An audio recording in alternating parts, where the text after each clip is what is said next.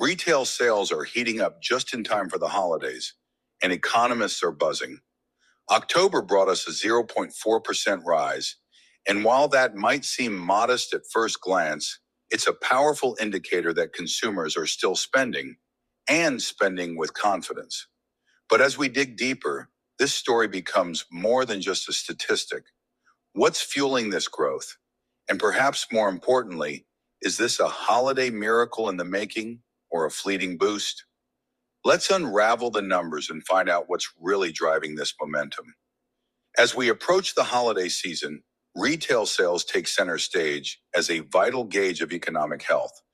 When Americans open their wallets, it signals optimism, job stability, and, of course, a readiness to indulge in seasonal splurges. But the opposite, stagnant or declining sales, can send shockwaves through markets and raise alarm bells about the economy's direction. This October, the numbers are leaning positive, offering hope. Still, with inflation lurking in the background and credit card debt rising, the road ahead is far from certain. A 0.4% increase might sound minor, but context is key. For one, car sales surged 1.6%. Why is that so significant? Because the auto sector is a heavyweight in retail sales. For months, supply chain disruptions kept inventories tight, leaving consumers frustrated. Now, with better availability, people are finally making those long-delayed purchases. Restaurants also showed a 0.7% bump, a signal economists closely watch.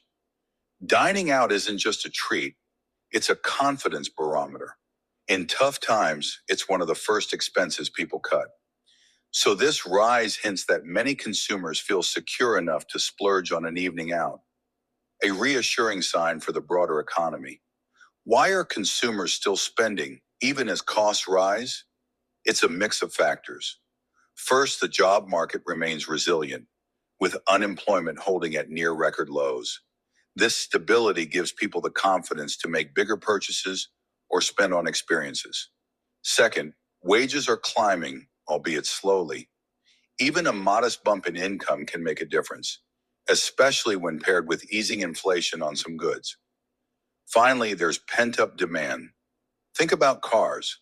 For over 2 years, buyers faced delays, price hikes, or empty showrooms. Now that inventories are catching up, those buyers are ready to seal the deal. Add to that the psychological boost of getting back to normal after the pandemic, and it's clear why people are treating themselves. But let's not get carried away. Challenges loom large. Inflation may be cooling, but it's still making essentials like groceries and fuel pricier than they were just a couple of years ago. These unavoidable costs nibble away at disposable income, potentially leaving less for gifts and festivities. And let's talk about credit card debt. Americans are carrying record balances, with interest rates now exceeding 20% on average. For many households, this debt adds financial strain, especially during the high-spending holiday season. If payments become unmanageable, the ripple effects could dampen consumer activity heading into the new year. As we look toward November and December, a few trends will be key. Discounting is back in full swing as retailers compete to attract budget-conscious shoppers. Major chains are offering early Black Friday deals, hoping to lock in sales before rivals can. At the same time, e-commerce continues its upward trajectory, with online giants investing heavily in faster deliveries and enticing deals.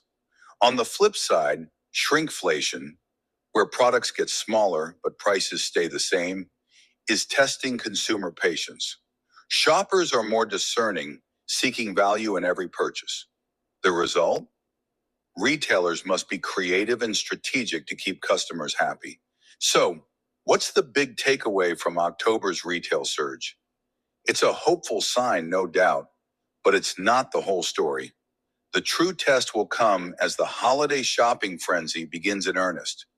Will consumers keep spending despite higher prices and tighter budgets? Or will the weight of inflation and debt bring them back to earth? For now, one thing is clear.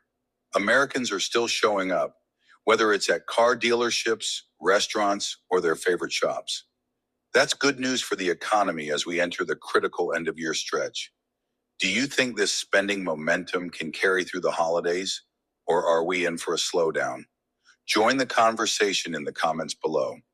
And if you're hungry for more insights into the economy, make sure to like, subscribe, and hit that notification bell. Stay tuned. The holidays are just getting started.